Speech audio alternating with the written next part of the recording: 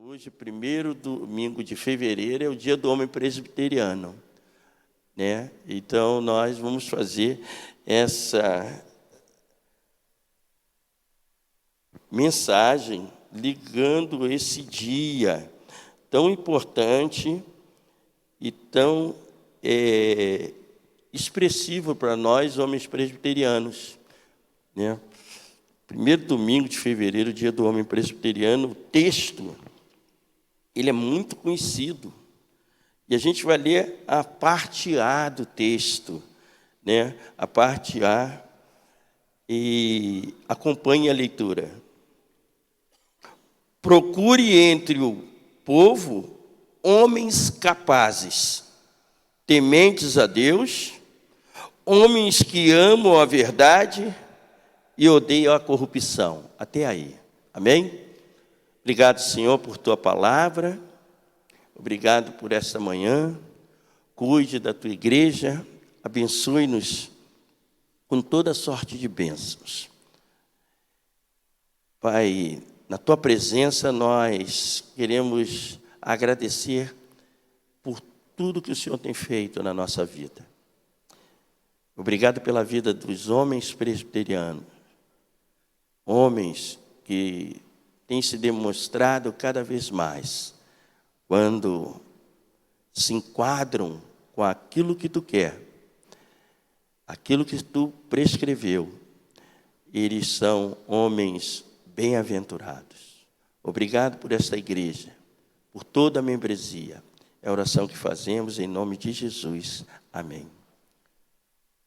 Quero lembrar só que a pessoa que nós estávamos lá na casa, a Eliane Batista, ela faz aniversário hoje, e aí nós vamos orar por ela no final do culto, e ela está assistindo, ela já me passou aqui o link que deu um ok que está conseguindo assistir, né? A história parece bastante parecida com a nossa.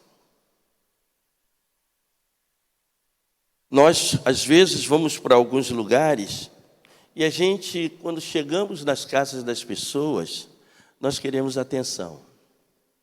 E esse texto que eu separei, ele está relacionado na palavra de Deus com a visita do sogro de Moisés. Quando foi ao encontro dele, Moisés falou sobre todas as coisas que Deus havia feito ao povo e contou toda a história. E parece que Moisés separou esse dia tão importante, a visita do seu sogro. Naquele contexto, receber a visita do sogro era algo acima de qualquer coisa. E o sogro foi lá e encontrou ele cuidando das coisas de Deus. Moisés parece que nesse dia da chegada, ele reservou. Mas quando foi no dia seguinte, Jetro descobriu algumas coisas que precisavam serem feitas, aliás, para que pudesse o povo de Deus, a obra do Senhor, ter continuidade. E entre elas foi quando viu Jetro, sogro de Moisés, que Moisés estava um tanto quanto assoberbado. E ele vai pedir para que ele levante homens capazes, tementes a Deus, que amam a verdade e odeiam a corrupção. Hayden Wilson Tozer, pastor, escritor e conferencista americano, disse a seguinte frase em um dos seus sermões: precisamos novamente de homens de Deus. Tozer foi um fiel seguidor do Senhor. Ele veio a falecer em 1963. E ele deixou inúmeras obras literárias, trazendo incentivos justamente para que os homens de Deus pudessem cada vez mais se colocar diante do Senhor de forma que viesse a agradar a Deus. E é muito necessário nos nossos tempos essa condição. É muito necessário nós termos pessoas assim. Vocês já pensaram o quanto Deus tem cuidado com a sua obra, com a sua palavra, com as coisas que Ele quer que seja realizada através de nós, onde a planta dos nossos pés pisam? Assim, Deus vai falar com Jetro, ou vai incentivar a Jetro, porque a coisa não vem simplesmente do olhar de Jetro. Jetro é um desses homens que tem algumas características que nós homens precisamos ter, como Moisés tinha e que precisamos nós ter.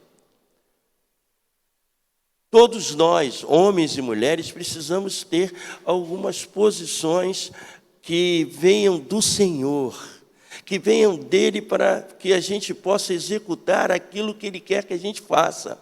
E ele começa a dizer, como já disse a vocês, a Moisés, que era necessário que ele levantasse pessoas. E essas pessoas, nesse contexto, eram homens.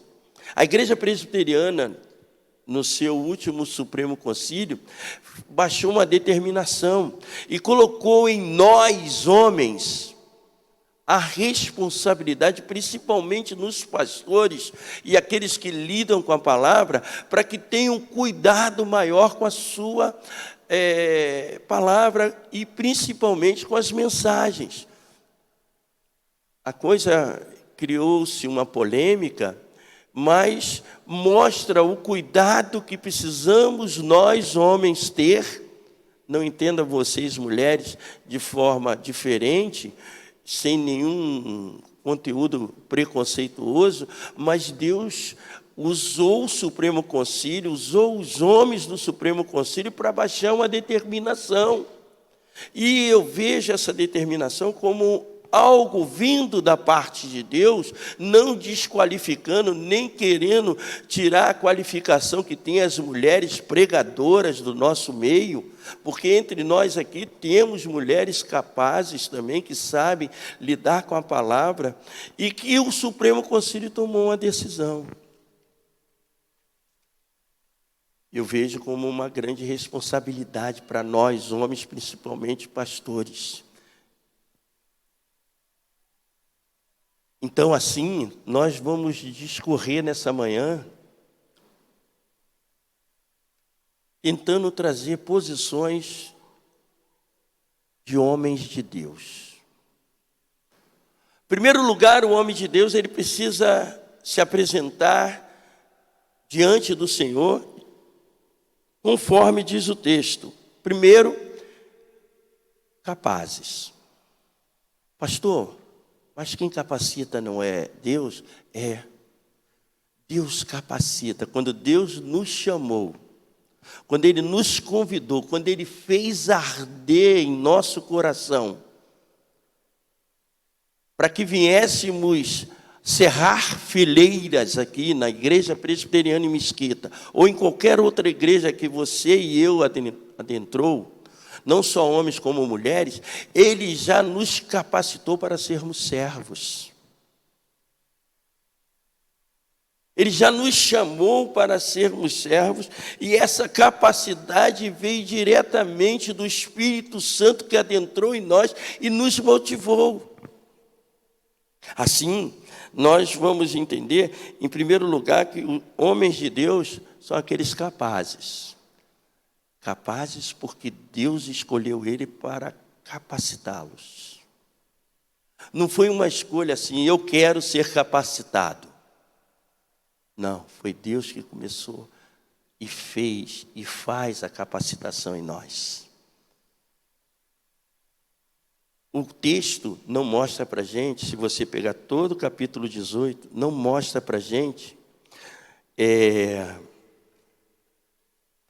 um momento em que, além da orientação passada por Jetro, aquele momento em que, quando a gente fala assim, vamos orar, parece que isso não acontece, mas haja vista do condicionamento que tinha Moisés, que para fazer uma escolha, Moisés tinha que escolher, fazer a nomeação, e ele tinha que olhar entre os homens capazes, para que, completando o texto do verso 21, esses homens pudessem chefiar 1.150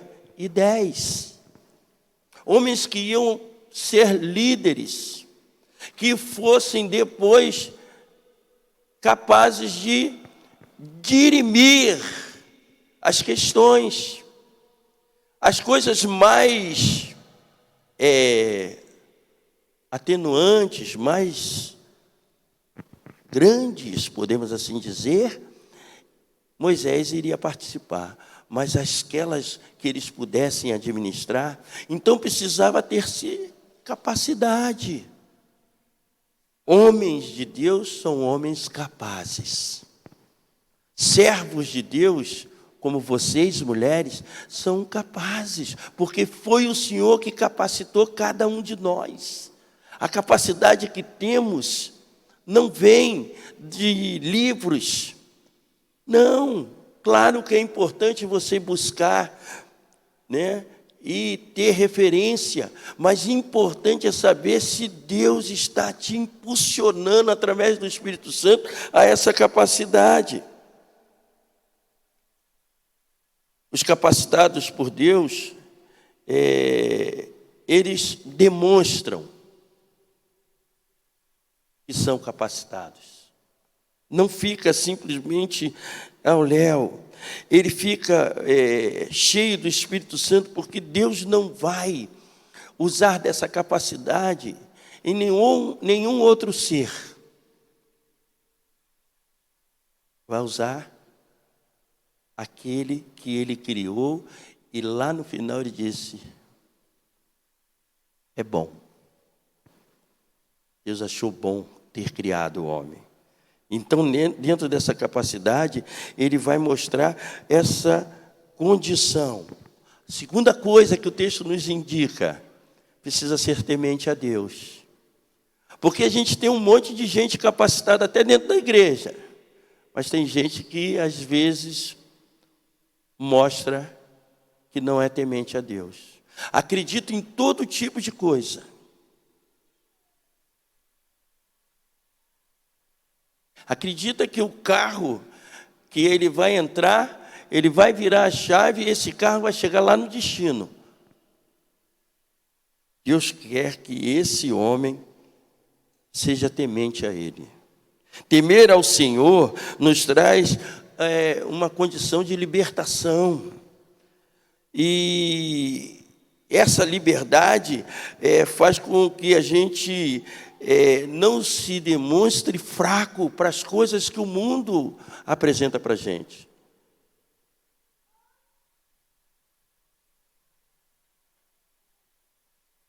Veja a minha situação. Fomos para férias. Chegou lá, aconteceu isso. Eu vou me demonstrar fraco? Não, eu vou crer que o Senhor pode fazer algo que vai trazer contentamento ao nosso coração. Foi difícil vir ontem naquele voo? Foi. Mas eu sei que Deus está no controle e eu creio. Eu sou temente a Ele e sei que Ele fará algo extraordinariamente segundo a vontade dEle. Não vai ser nada do que eu quero, mas será segundo o que Ele quer. Então eu tenho que temer esse Senhor, que Ele é capaz de todas as coisas. Esse Deus pode tudo. Se você não teme esse Deus, se você ainda tem dúvida, como homem ou mulher de Deus, saiba que esse Deus é digno de que você tema Ele sempre. porque Ele pode fazer muito mais do que pensamos e que almejamos.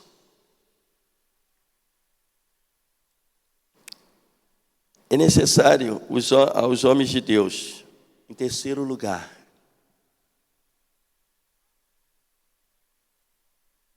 que eles amam a verdade. Imagine só, no contexto, no texto que lemos, no contexto geral do capítulo 18 de Êxodo, que esses homens não amassem a verdade. Pensa no condicionamento antagônico. E chegasse lá e, quando viessem as questões, eles não amassem a verdade e acreditassem em qualquer coisa. É preciso, para ser um homem de Deus, que ele ame a verdade. Isso se enquadra para tanto o lado masculino como o feminino, do servo e serva de Deus. Esses homens precisam explanar a verdade, agir segundo a verdade. Esses homens do texto precisavam disso. Os homens presbiterianos, esses que foram capacitados e que temem o Senhor, eles precisam apresentar a característica de amar a verdade. Sempre doe o que vier a doer.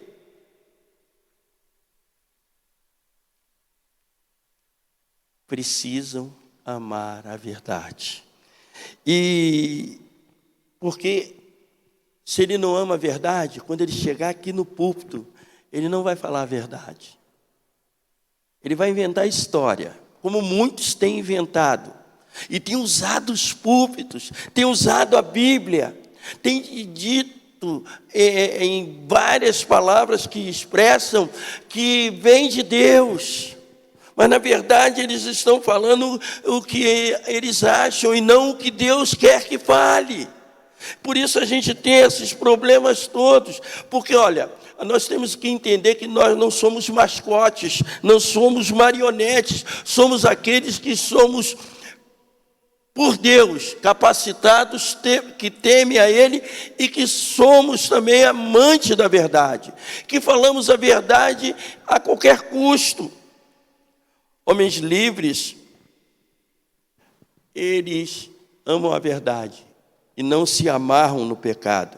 Eles servem com humildade e a motivação deles é vinda da parte de Deus, porque o nosso Deus é um Deus de verdade. Deus não é homem para que minta, você sabe disso.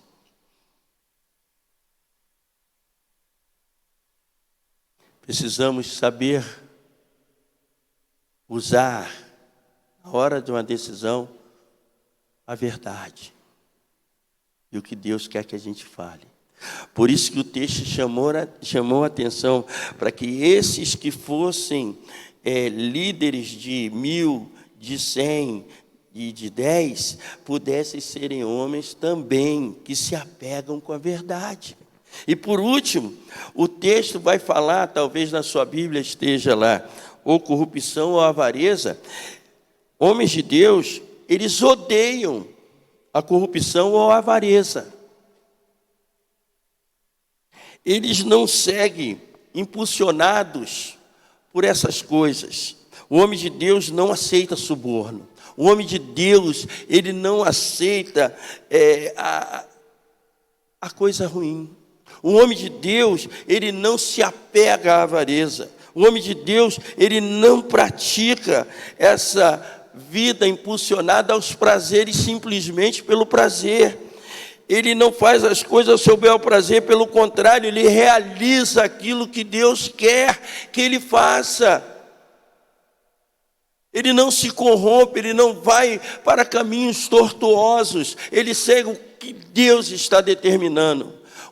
Se corromper aqui no texto não é simplesmente pensar na corrupção através do dinheiro. Não, se corromper é o abandono da condição anterior. É o abandono da verdade. Assim, os homens de Deus precisam também entender que precisam odiar essas condições de corrupção, porque a gente corrompe toda hora. Quando a gente pega um texto para expressar aqui do púlpito aquilo que Deus quer que a gente fala aquilo que o nosso coração está cheio e não o que Deus está nos orientando. A corrupção estava ligada desde aquele tempo, porque provavelmente a gente sabe que quando o homem toma conta da coisa, ele pode, pelo abuso da sua autoridade, fazer as suas próprias leis e fazer com que essas leis sejam leis prejudiciais ao todo. Por isso o Senhor, orientando a Jetro, orientando a Moisés, fez com que ele entendesse que esses homens que estavam dentro do povo, precisavam ser esses homens capazes, tementes a Deus, que amam a verdade e odeiam a corrupção ou a avareza. Que não fizessem as coisas a seu bel prazer. Pelo contrário, pudesse fazer o que agradasse ao Senhor. Porque quando a gente não se corrompe da verdade que está descrita aqui no livro, onde Deus se revela para nós, que é a Bíblia Sagrada, nós não nos corrompendo, a gente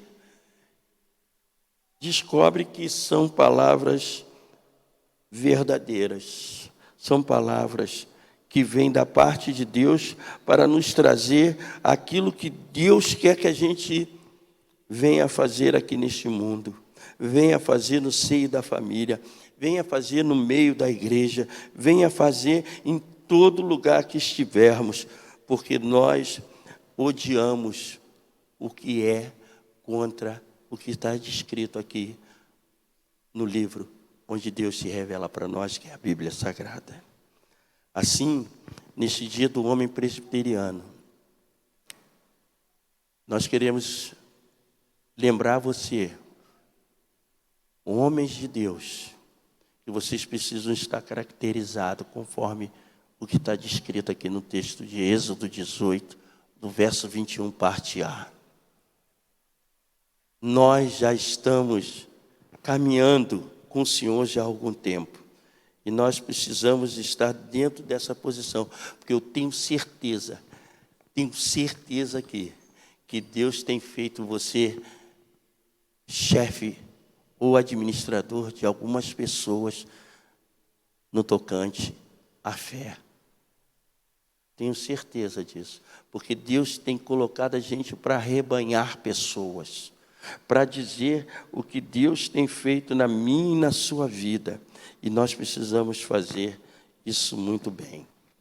Então, assim, homens de Deus são capacitados, tementes, amam a verdade e odeiam a corrupção. E eu lembrei, para concluir, a última estrofe lá do hino do homem presbiteriano. Nós, homens presbiterianos do Brasil, que integramos vasta confederação, com valor e piedosa vocação, trabalhamos um por mil.